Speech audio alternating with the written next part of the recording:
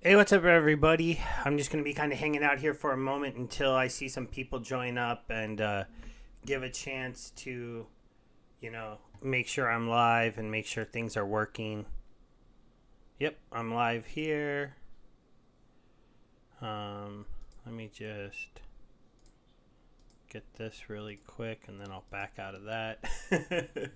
Gonna drop that into my Telegram group, pin it up because I'm doing a special giveaway for them in this one. I've been talking about it in my past AMAs about Splinterlands and the other things that I've been doing recently that with the voucher group, that once the voucher group ended and everything was done, I'd be doing a special giveaway for some of my extra vouchers to some of the people who would join my Telegram groups. They're subbing my YouTube, they're supporting me, and using some of the affiliate links that I put into stuff and things like that. So for the people who are more engaged with me, I'm going to be doing special things like this, give them a chance to get a little bit back. And for the rest of you, hopefully, if you're into the game, if you want to meet more people that are into Splinterlands, into DeFi projects, into the idea of either play to earn or kind of yield farming or earning coins with coins, weekly rewards, stuff like that. These are things that I'm going to be covering, continue to cover, and continue to push because I really feel like that's the future of the space. The real tool that this all allows us to do that was blocked to a lot of people is to earn money by doing things that you love to do when it comes to gaming or blogging or just learning how to invest into different projects without anybody getting in your way. That's the really real cool thing about the crypto space in general. Its only limits are to what you will spend the time to learn how to do and get doing and things like that. All right, I got some people in the chat say it's going to be working. No problem. You don't have to be watching it live or anything.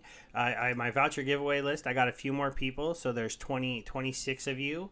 And I'm going to get to rolling those. But I'm just going to give it a couple more minutes for some people to get in here. Right now, we're just going to talk a little bit about the voucher pre-sale. I did get my 1,200 packs from it. As you can see, I'm sitting here at 1,218 packs. I worked with, if we go to the board, the group that is currently sitting in third place, cardauctions1.com. We've been checking out the rich list of the Splinterlands vouchers, and I don't think we're going to stay in top six because we just couldn't really push this group up into like the 10 to 15,000 voucher range. That's what we think the top six are going to end up being. There's some very big accounts that are holding upwards of 6,000 vouchers in just one account. And I think there's going to be some deals, some combining by some of those people, and some very good big pre-sales in the last few days. And that might push us out. But if we hold into there, you can still join the Discord group on any of the other groups, and I'll probably drop it into chat. If you are planning on doing a buy of a decent amount, there might be one more big buy coming to our group. There is another user who's planning on buying a little bit over 2,000 packs. He's planning on doing a 2,500. That's really the most value that you can do because 2,500 gets boosted up to 3,000. So that's the perfect number to aim for. Well, he's going to do a buy like that, but he's going to do it during the final week of the pre-sale. And we didn't want our group to be waiting till then because it takes time to divvy out all the packs, get out the CAD tokens that is part ownership of this account. And so we ended it, and now we're allowing people, if they want to join the Discord, if they want to talk to them, they will arrange a tier 3 that'll end closer to the end of the overall pre-sale event. But I wanted to get my pack, start getting my airdrop points, and I wanted to be able to show you that this worked, that it was legitimate, that Marcus did deliver us all our packs. We all did get our CAD tokens. I'll show those to you really quick. Then I'm going to go ahead and start spinning my wheel, give away some of the vouchers I have currently, and then we're going to get into actually playing matches. I'm currently in Champion 3. I'll talk you through some of the strategy I'm doing and things like that. Here to show you the CAD token. So these tokens represent ownership of that account. Where does that value come from if you own an account that doesn't have any packs? Well, we all together combine to, and as you can see right now, they're saying that my 1,200 are worth $8,000. That's a little bit misleading. Basically, we calculated what we thought a token should be worth, around $10 to $8 currently, and there were some bids in there at that price range, but somebody did come in and sell their tokens. And there is some people here who are selling a lot of their tokens, but at a higher price range. So we'll have to see the users of our pre-sale group if they truly understand the value of these tokens or not. Because what it's going to let you do, if you look at us sitting here at 6,000 packs, there are only 4 people that purchased over 1,000. Yet 6,000 packs gets 6 gold foiled legendaries. That means 2 of the gold foil legendaries and 2 of the titles that you unlock at 1,000 packs, they stay in the account. And so the plan to those is still being worked on, and people who hold tokens will be able to give input, and we'll talk it out. But it's not to liquidate those gold foil cards immediately. They'll be rented out. The account will build up more DEC, and we will be making payments out to people who hold the tokens based on how many you hold compared to how many were created. 1 token was created for each pack, so currently there are 6,321 packs. And if we do another buy, there might end up being 9,000 or 10,000, depending on what that last group gets into. So I'll go ahead and you can look back at any of my other videos, and I'll probably edit this description later and add the invite to their group if you're interested in that. But going forward, it's going to start off with 2 titles, 2 gold foiled legendaries. We're all only guaranteed whatever we're guaranteed for airdrops. So I had 1,200 packs purchased, so I'm guaranteed 24 Dr. Blights for 1,200 packs on the first Dr. Blight airdrop of regular cards and 1 gold foil. In the next airdrop at 2 million packs, if it's another legendary, instead of 1 in 50, it's going to be 1 in 100. So now my 1,200 packs only gets me 12 of those regular cards, and if it was 1 in 1,000 for a gold foil legendary, I'm no longer guaranteed a gold foil legendary. So that means when the account gets those airdrop cards, if it rolls a gold foil legendary, the 4 of us who only bought around 1,000 packs to just earn 1, we're not going to be entitled to those. They're going to stay inside the account. And so for every single airdrop that this account gets cards that nobody is entitled to, they stay within the account, build the value of the account, and build the value of those CAD tokens.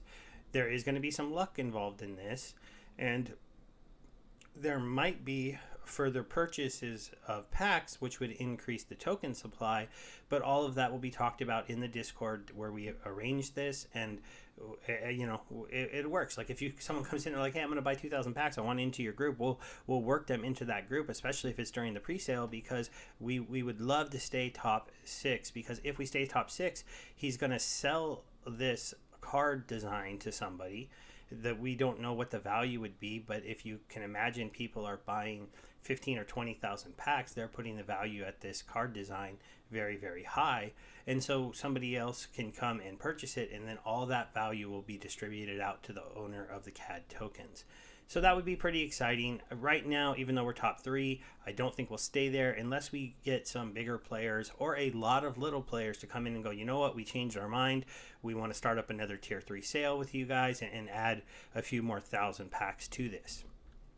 Now, my account, I get around 20 vouchers a day, so I'm sitting here with a couple days worth of vouchers, and I did promise my Telegram group that I would go ahead and give them some of these. So I'm giving away 20 today, 2 to each person that wins.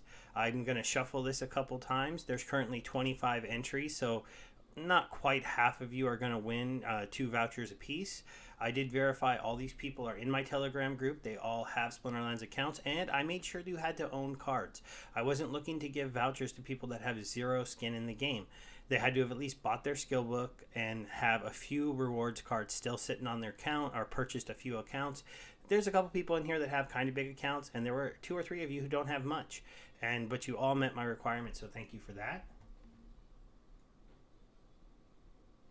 Yeah, Lucas, if you join up and you talk to us, really whether or not we're going to have another tier 3 or a big thing is just, can we get enough people interested? You know, are there enough people there? Because you're not really getting a really good discount for pulling your packs unless you get to 2,000, and that way you get the biggest discount. That would be in the general sale. You don't have to hit 2,500 to get the best airdrop anymore. The math on that would be different, but you always want your group buy to be at the highest amount that gets you the biggest 20% discount. So we have to see if we can pull that off. We'll do one more shuffle. I'm going to spin, get your name, and then remove you. That's going to be the idea. And our first winner is going to be... Ooh, it's going to be close. Oh, sorry. So I don't always know how to pronounce these names. It's I don't know on that one. But there we go. We'll remove him. Then we'll just pop back to my Splinterlands account.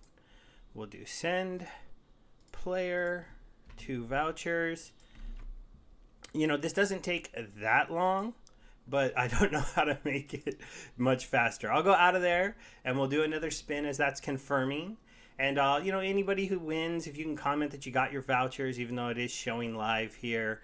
Oh, is it going to be Chinchilla or Jen? Oh, those close ones are just, those are tough, right? And anybody here, if you win, then we'll see what happens with, anybody calling themselves out as a winner in the chat. That would be kind of fun. All right, so we'll go ahead and send out 2 more vouchers. Player. There you go. And, what you guys do with these vouchers is completely up to you. I'm not going to say you have to go buy pre-sale packs with them.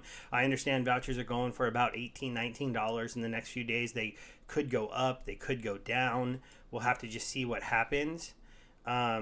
I personally feel like they should go up, but it could go down if the buying power isn't quite enough and people don't think that they have to get enough vouchers or a lot more to get into that top 6.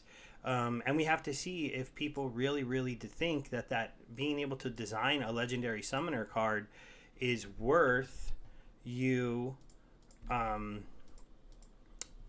worth you spending thousands of dollars, because buying 1,000 vouchers to move yourself up 1,000 positions on that board is quite a lot of money.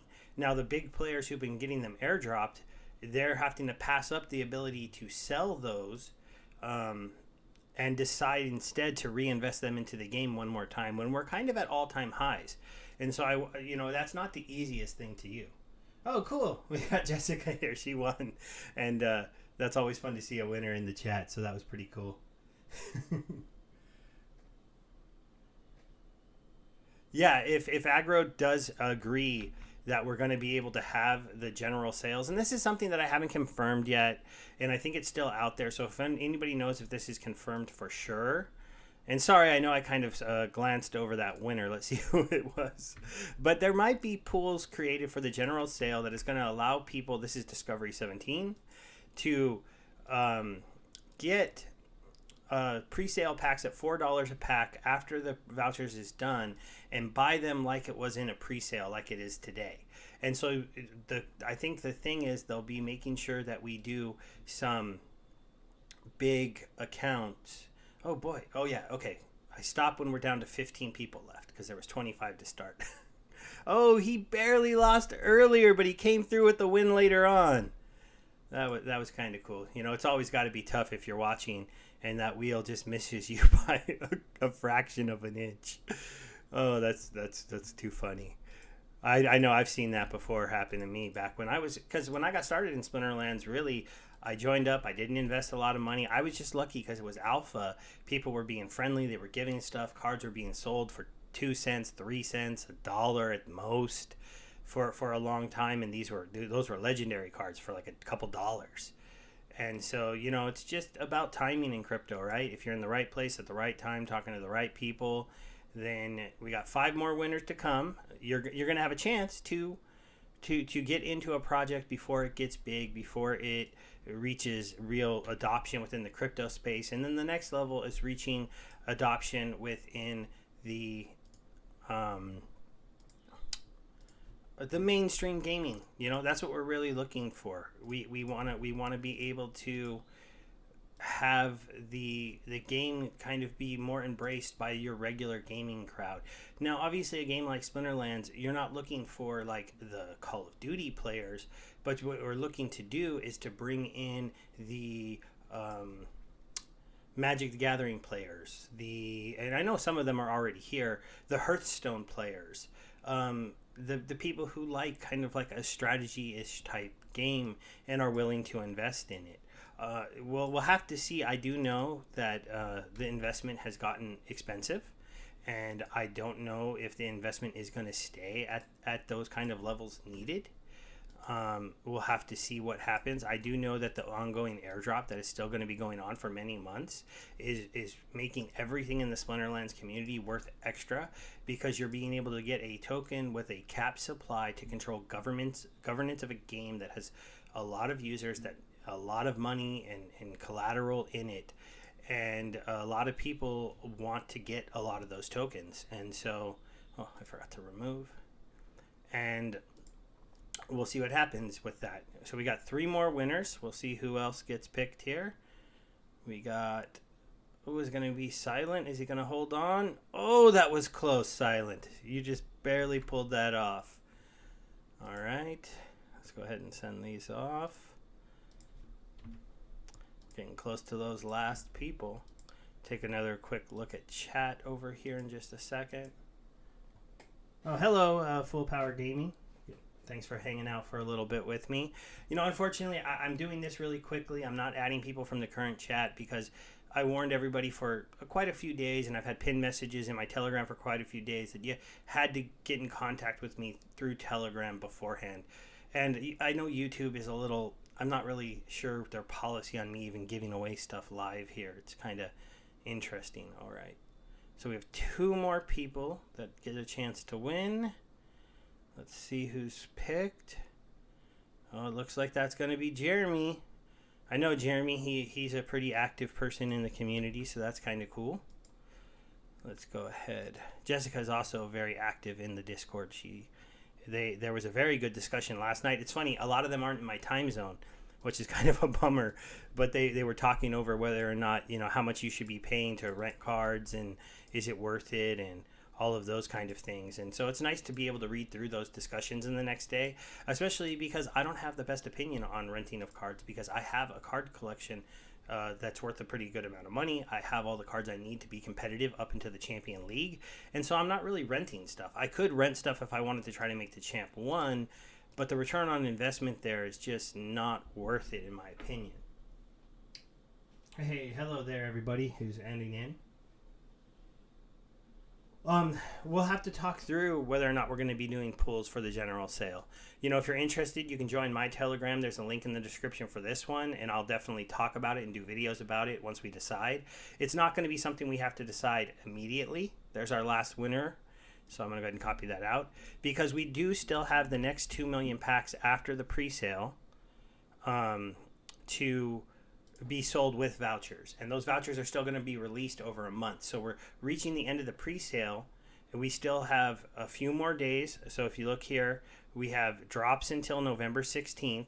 Then you have another week until the 23rd before the pre-sale event ends. So between the 16th and 23rd, no more vouchers are made, but they're giving people time to go and trade vouchers on the open market and then start cashing them in for packs. That's when voucher price can possibly really explode, because no more are being made. Or if there's no demand, voucher price is going to tank, and then it's going to be kind of interesting to see where the floor is on that. And then maybe some players will eventually come in and be like, okay, you know, all that airdrop power is worth coming in and picking these up cheap. I tend to lean towards they're going to go up, but I don't know for sure. It's really hard to tell what the big whales are going to do, because they're not being really open. Did I send those last 2? I don't know if I did. Sorry, let me double check. Talking and doing giveaways is not always easy. 1, 2, 3, 4, 5, 6, 7, 8, 9, 10. Wait, not Watari. He sent me 2. 3, 2, 3, 4, 5, 6, 7, 8, 9. No, I didn't. So it's in my clipboard. Sorry about that. I almost didn't give you your prize, but I'll get over here. We'll send the last 2 out. Congratulations to all the winners. Sorry to the people that didn't. As this game continues to treat me good, I will still try to do things for this, for the people that really engage with my community, watch my videos, like them, comment on them, help me get more exposure, help the game get more exposure, because it does really help us to have more people playing, paying attention to the game, and doing everything else. So you'll see here, I'm hanging out in Champion 3. middle of the pack. I'm trying to get to Champion 2 before the season ends. I kind of am going to do a big push today. The last day of the season is very, very competitive. A lot of the times, if I can, I'll just take that day off and I won't even play it because you have a lot of people who like were too busy. They have great cards. They have low ratings. So it makes it dangerous when you're playing in these higher levels because all of a sudden you're like, why am I playing somebody who's rated lower than me that has better cards than me? It's really, really annoying.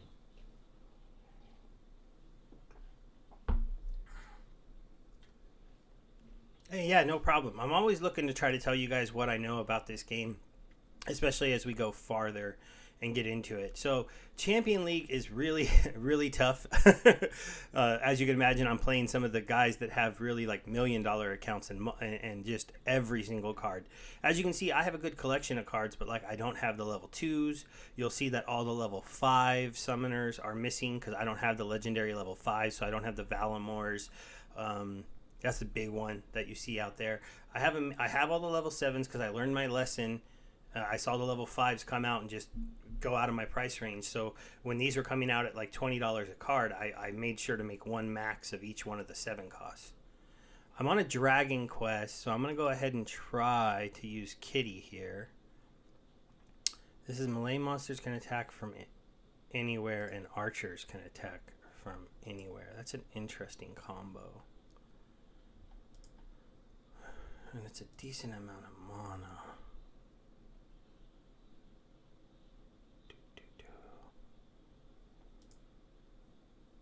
That one.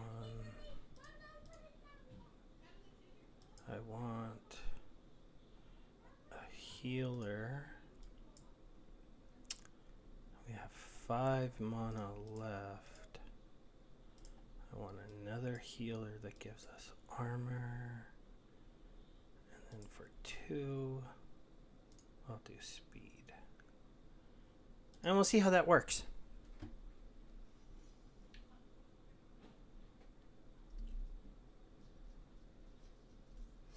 Yeah, I'm just starting to do battles. As you'll see, like I'm not gonna win all of these because I'm at the highest level that I can usually make it to, and it's a struggle for me to get to that next level. And I'm always going to be playing people with similar, if not the same cards. As you can see here, our teams are kind of similar. We both went for an armor boost. I went for a little bit more magic damage than him and a healer in the back row for the tank. He didn't. He went for a healer for his back row. And obviously in melee monsters can attack from anywhere. Vigilator is one of the most strong cards when you're talking about a double strike with 5 damage and that can deal poison. And it does 4 attacks a turn. There's a good chance it's going to land that poison with 4 different attacks. So this card is absolutely amazing. Now, obviously, at lower levels, he doesn't have as many abilities. One of the other things that's kind of interesting here, we both played kind of high speed that would normally maybe get you some misses, but we also both played Bizen Kitty, who has True Strike, so there will be no missing. The real difference here might be the fact that he has more armor and repair. He also took away my extra armor I gave my people, but I also have double heals, so right away off the bat, I have double heals with a triple heal. He doesn't have a way to stop my healing. So I'm wondering, do I have enough heal to keep my Kraken alive and kill his Kraken before he kills mine? And see, there's landing the poison. We kind of knew that was going to happen because he gets all those attacks. I almost got super lucky. That was one of the dangerous things with him attacking twice like that, is that you might get a retaliate. I didn't get stunned there, so that was really important. And you're going to see I'm going to take his Kraken down very early. So maybe I am going to win this. Yeah, the rule sets are over here, so close range is going to allow those archers to attack always. And melee monsters from anywhere is going to allow melee monsters to attack from anywhere. But you'll see in the higher leagues, not a lot of us just stack the board with melee monsters, because that's easy to counter. It's quite easy to just play a lot of mages and just blow away fast mages and blow them away. And you still kind of want to, in my opinion, you want to be able to heal. You want to be really fast. Those are important skills, especially if you don't think people are going to be preventing you from healing. You can also throw in cleanse at some point, but this is kind of the that I saw. It does look like at this point that it's going to go my way. I don't think he's going to be able to do enough damage to my Kraken quick enough. He got a stun there, which is beneficial, but I still have 2 heals coming in, and I'm gonna probably win this match, so I'm gonna speed it up a little bit.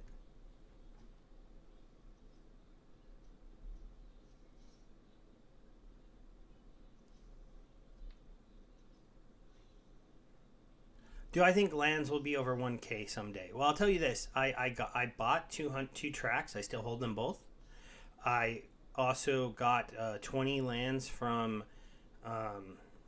the singles, and I've sold about 6 of those. Once they reach $400, I only would sell like one at a time, and I would only do it to invest in something else, because then I don't feel bad about it going up, because usually the other thing I invested in went up. So it's kind of a risk for reward. I look at it more like trading the land for said NFT asset, and I did that on some projects in Wax. Like, I wanted to get into that Fightland project. I sold one land for like $680, and then I bought a bunch of Fightland packs. So I don't feel like I straight sold it. I more traded it. But I don't think anyone should be selling their lands or necessarily afraid to purchase them when we don't even have it live yet. Because when lands come out, it's going to change the dynamic of this game to such a degree, it's almost hard to imagine. Because right now, every single match is pretty much this: teams, rule set, go ahead and make your best strategy. And once you've been playing for a while, you can make teams relatively quickly. You can see pretty good strategies. You won't always have them perfect unless you're some of the guys who are really, really studying the analytics, but you'll become a pretty good player. Now, when land comes out, there's going to be a whole nother phase of the game. So right here, when our teams were shown, if lands allow you to create a spell that maybe says give your ranged monsters affliction, he could have seen that I played 2 healers behind my Bizzing Kitty, and he needed a chance to stop me from healing. Or maybe there's a card that lets me give cleanse to one of my monsters. And I see over here he played a bunch of monsters with affliction, so he's going to be blocking my idea of being a healing team. Well, now I can play a spell that adds that critical thing I need to compete against the other team. And that ability is going to change this game completely, because it used to be if your team was better than the other team, if you made your team the right way to beat the other team, you would always win. Now there's going to be a secondary phase where you can say, hey, guess what? You had an advantage, but I have the spell cards to take that advantage away from you. And if you didn't invest money in spell cards, you now lost a game that you would have won.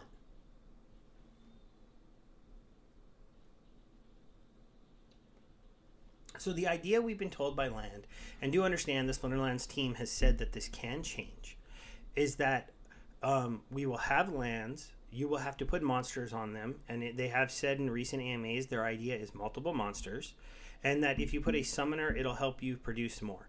You will produce some kind of resource. There are many resources. I think it's like 6 or 7. I don't know them off the top of my head at this point, but each land will produce one of those resources, and they will reduce it at a different rate depending on if they are legendary down to common, and they will also get a boost to rate based on the monsters that you put on the base on that piece of land, and kind of stake them there, whether they are what kind of cards they are: common, rare, legendary, gold foil, not gold foil, and their level will come into effect. Then you will produce those resources, and then there will be a page that'll be a crafting page, and the crafting page will say you can craft this spell card or this item card. Those are kind of what they've linked them to. And then once you make that card, it's yours, it's in your inventory, and they will be sellable on the marketplace. They have also said that when equipment and spells come out, just like the spell book kind of gives us all a certain amount of cards right away, they're going to give everybody a few spells and a few equipment cards. So a player who can't buy these cards that might be really expensive doesn't have no ability to counter the other spells, but quickly there will be another phase that you will have to have invested in to be able to compete at the top levels. And so the thing that they have said that is kind of mind-boggling is that somebody who even has a region so that's 1,000 lands, may not be able to produce spell cards and item cards without trading with other players or playing the market that's going to be out there for these resources.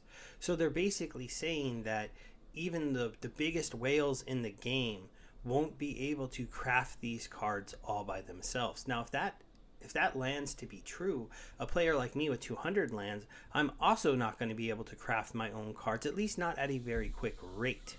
That means these cards are going to be relatively rare.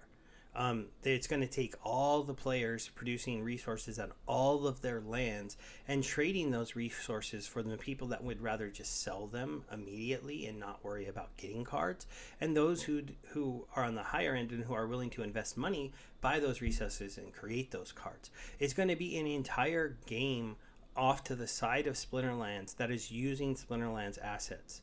This should be the one thing in the game that can help propel the value to cards, because right now cards value is so high because DEC is so high. DEC is so high because holding DEC gets you airdrop points, and that's really important, but that will come to an end. When that comes to an end, DEC might go back down. So then how do cards hold their value? Well, imagine that I need to get 200 summoner cards along with a certain amount of rare cards to stake onto my 200 lands. That's going to take all of those cards out of circulation. And now every player needs to do that for all the land that was sold. That's going to make cards even more rare, and certain cards even extra rare. So what it's going to do to the game is pretty mind-blowing to me. It's going to change things quite a lot.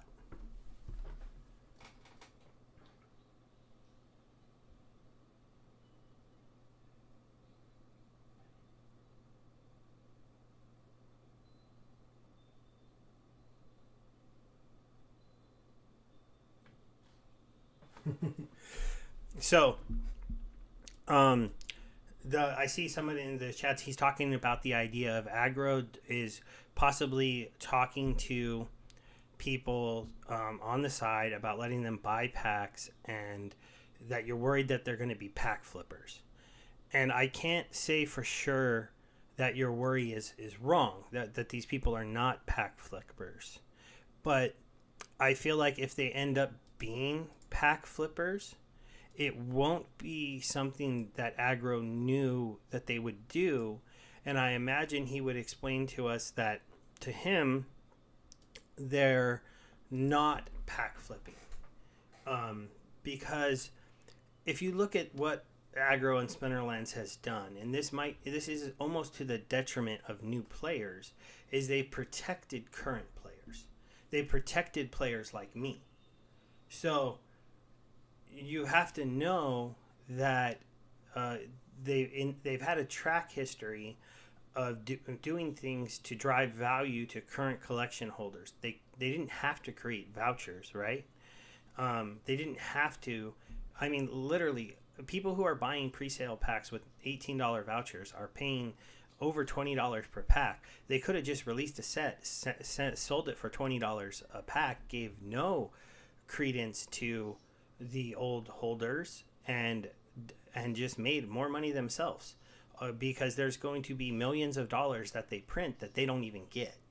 So this idea that he's going to immediately do something that would be detrimental to the game, it seems very counterintuitive to me, because he has had a track record of always trying to protect the value in the game. And so I would believe that is what he would continue to do.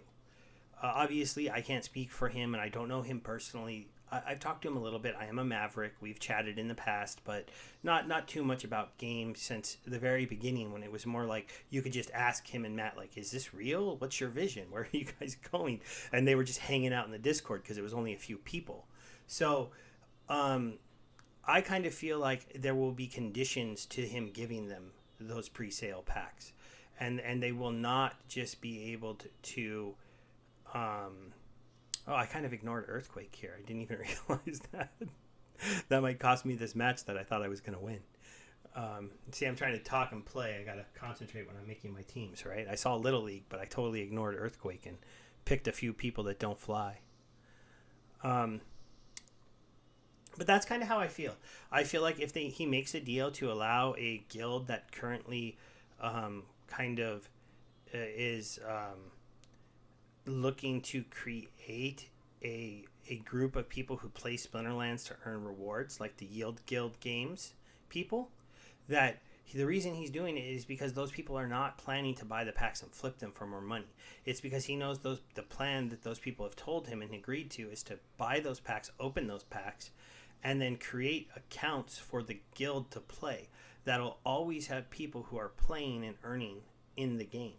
And while some of you do say, whether or not Splinterlands is a good game for you to play and earn in, really comes down to, at this point, where you live and where your finances are. Because somebody who's earning $10 to $15 a day playing this game in a first world country, that's not going to change your life much, right? That's maybe lunch.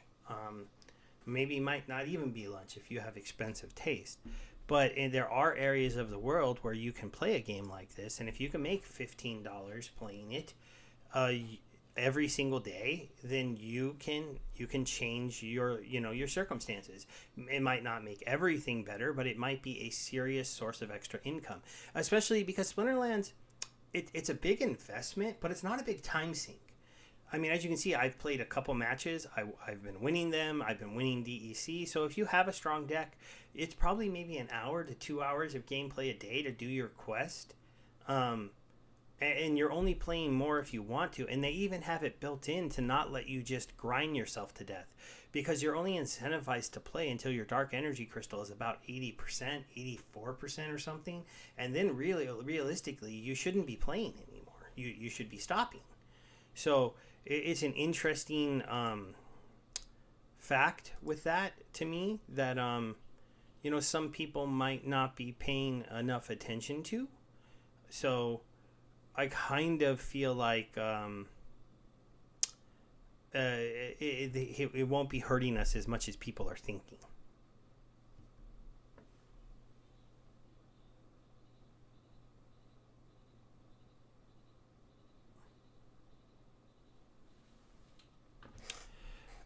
The Axie stuff, I have to admit, I don't know enough on.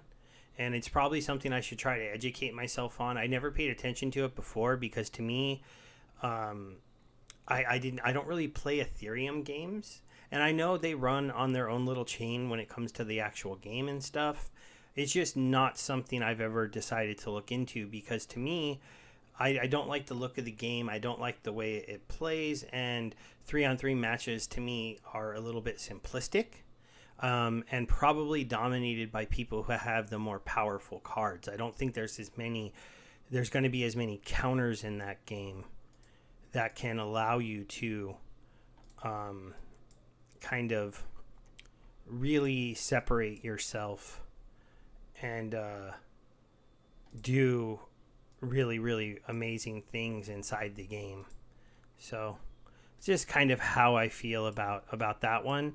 And I do need to spend some more time looking into that game for sure.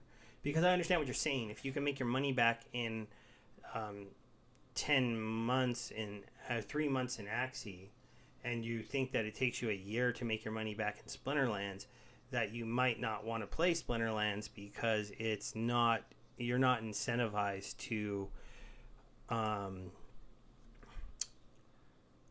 you're just not incentivized to wait that whole year. And if that's true, then I can understand that people might want to get into Axie instead. I just would have to understand that a little bit better because I'm not up on Axie quick enough. I've seen their governance token growing, but I haven't seen Smooth Love Potion growing. I've seen that declining. So is the way that people are making ROI in that just because they are buying said assets? Oh, I'm going to lose this match. I'll speed it up a little. I kind of saw Jotun coming, but I'm trying to Dragon Quest. I should have just used Jotun and went for the win. I'm trying to understand why Splinterlands is considered a year to make your money back.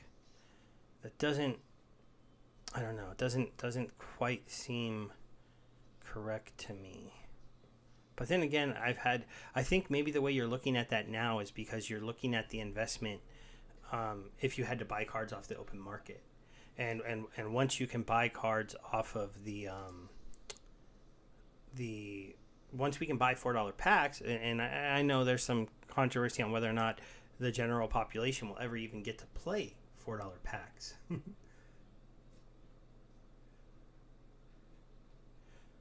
Yeah, I did. I missed the Axie train, and it's like for this point, it's like, do I want to liquidate some of my Splinterlands cards to get into Axie? And to me, their economy, they've been doing some things, and I admit from an outsider, I only kind of know them, but they've been tweaking like mint costs and how much stuff goes into things. And to me, what that means is that they haven't figured out a way for their play to earn game to be successful for the long term. They don't have like they don't innately have that worked out, and so that to me is a little bit worrisome, because basically it's just letting me know that while they have a good product and it's making a lot of people a lot of money, there is a bit of a flaw in there somewhere where they have to tweak the way their token works. And if they have to constantly do that, then the rate of return is going to fluctuate a little bit. And that to me is slightly dangerous, because if you have values that are fluctuating, then you're not going to be able to continue and stuff like that.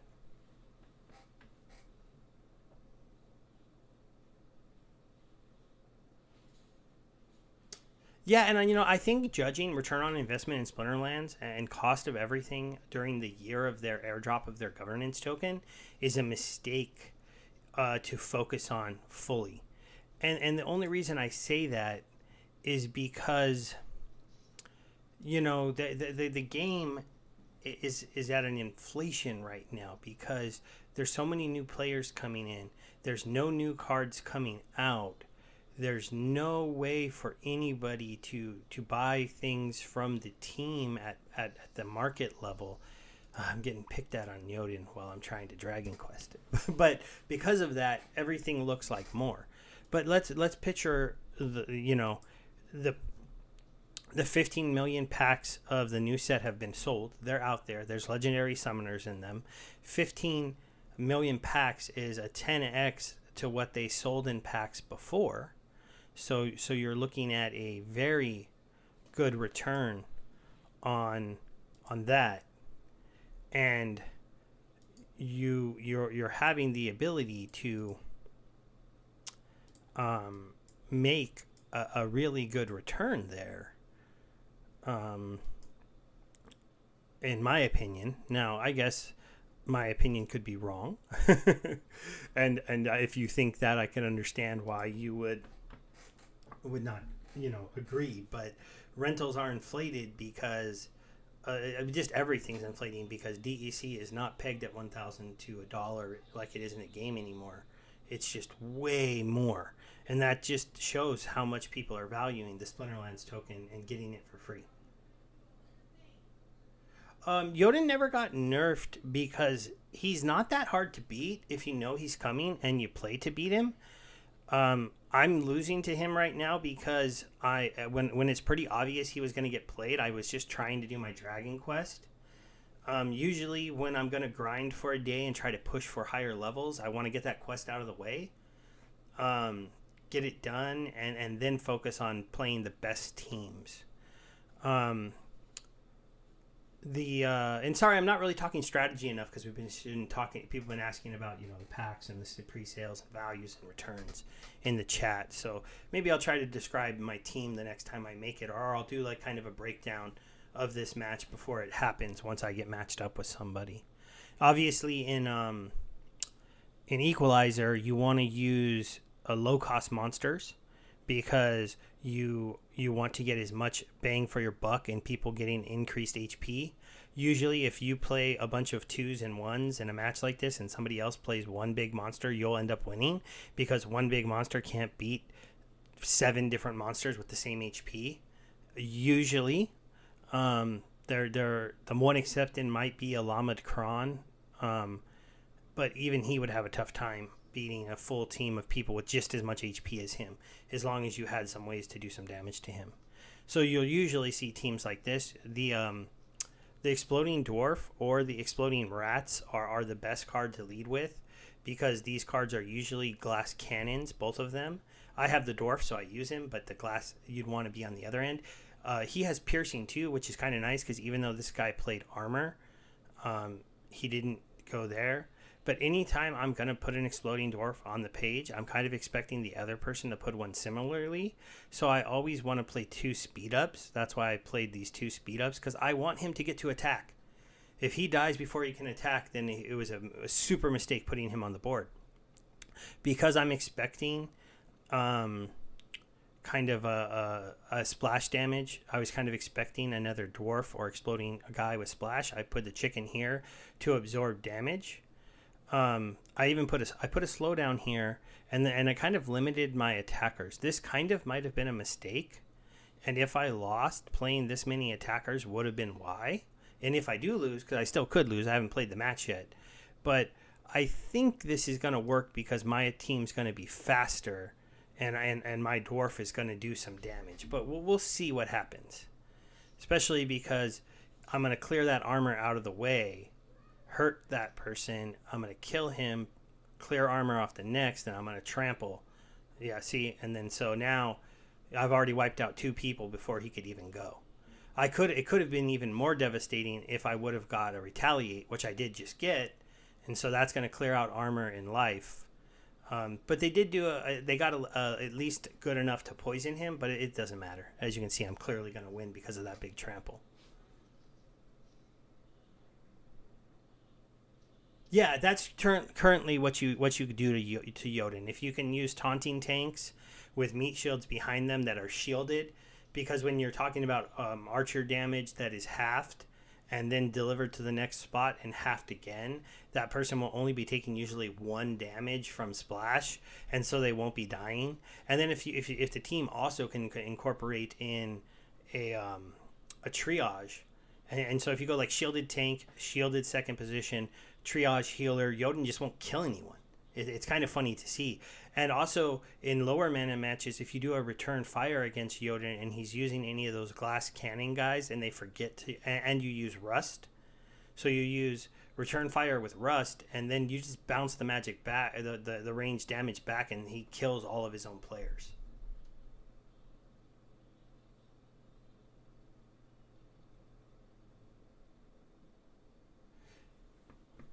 Yeah, I mean, the crypto space is confusing, and it's big, and there's a lot going on, and it's easy to mix stuff, and it's easy to get into your own little wheelhouse where, like, you know, like obviously I've been playing Splinterlands, and that ended up being a really, really good move, but I missed Axie. And if you think about it, they were both beginning around the same time. So it is quite easy to miss stuff and not understand it and not see what's coming. So I understand that for sure. Let's see. I'll try to build a team that's kind of designed to beat Jotun here. This guy's really helpful. Then I'll do this guy. Ooh, but I'm running a little bit low on damage back. So I'll use him. And you. And then we'll throw a chicken back here, just in case. Yeah, no problem, guys. Now, I wasn't planning on grinding for too long this morning. I have some other stuff I have to do. So I'm going to play a few more live matches. I'll answer a few more questions. And then I'll be looking to end the stream now that, you know, the giveaway's done. And then I'm going to be just coming back and playing when I can just concentrate a little bit more. I also have to go help with the kids and stuff. So this kind of this is still kind of gonna work. I think maybe the one thing I made a mistake on is I didn't incorporate oh no, Kitty's gonna heal. So this is an interesting match.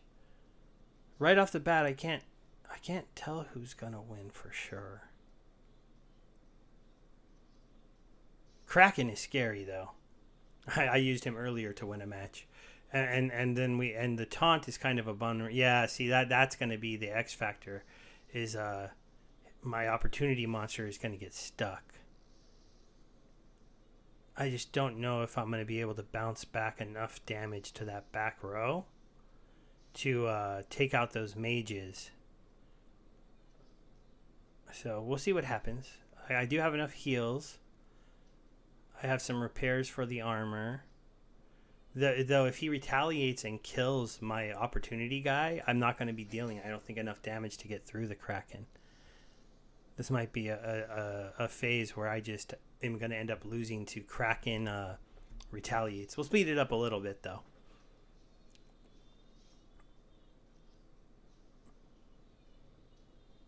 Yeah, because I don't have that one extra healer. There's the... Now, luckily, I didn't die from that. See, but there it is. See, I knew eventually I'd get a retaliate at an inopportune time. Oh, but I'm going to get his Kraken. Huh. What do you guys think? Do I have a chance to hold on to this? Oh no, the chicken kill. Oh, that was kind of funny, the chicken. Yeah, I don't think I'm gonna have enough damage. Yeah, at the end. So I didn't have enough damage, which is something I was worried about. No, if the secondary tank I kind of built him to beat Yodin with return fire. If it would have been somebody with magic reflect, I might have been able to win that match. Hey, no problem, Jeremy. Glad you won. Glad you checked in. It was kind of fun just to give those out to some people. So this is only 23 mana. So there might, if it's a Yodin, it's going to be a smaller Yodin. I'm going to go with this team.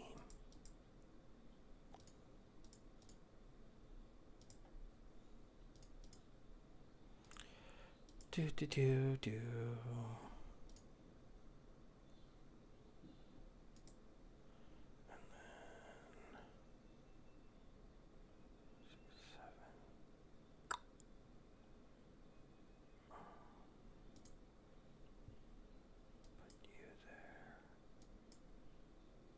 All right, we'll see if this works. This is kind of just the Selena Glass Clanin team of archers, and 23 mana. Sometimes this works. Ooh, it's a Cryptomancer.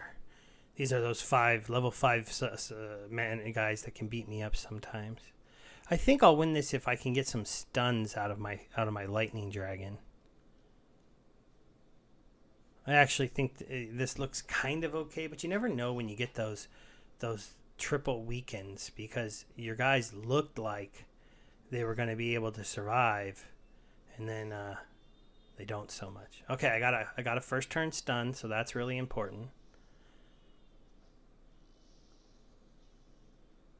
The nice part for me is I'm not losing that guy in the back row.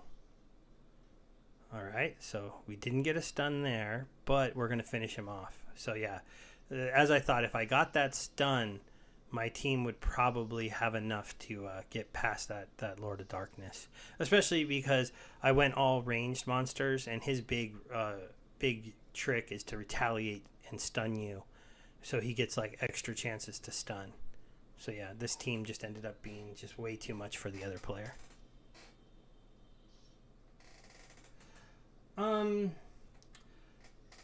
You know, Double, I do, if I'm getting close to like getting to the next level, last 5 probably, okay, so I pay attention to it if they always play the same team, because there are some people out there they always play the same 2 teams, because some people only rent out like two teams at high levels, and so you'll see them have like two teams they play mostly, and when they play that third team, it's going to be a level 1, and so you can kind of see an easy win coming. But like, see here, this person's playing Selena, Jotun, Selena, so they probably tend to go the archers and Selena. But anybody who has those cards and their power level at 500,000, they probably have other stuff too, and they just did that because that was the best play. With silent summoners, any of the 3-cost dragons are probably going to be best. And archers can attack from the front row, which is a good skill to have. And 44 mana. That's kind of interesting. I'm going to go here. And we're going to do him. And we're going to put him on the board. Then we're going to see archers.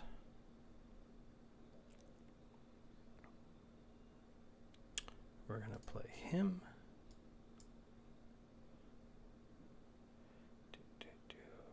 We still have a lot left.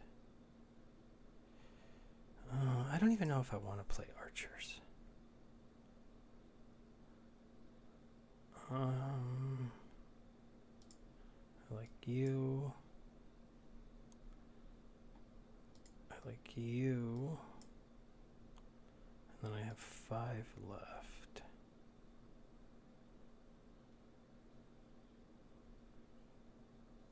I'm gonna play you. All right, let's see if that works.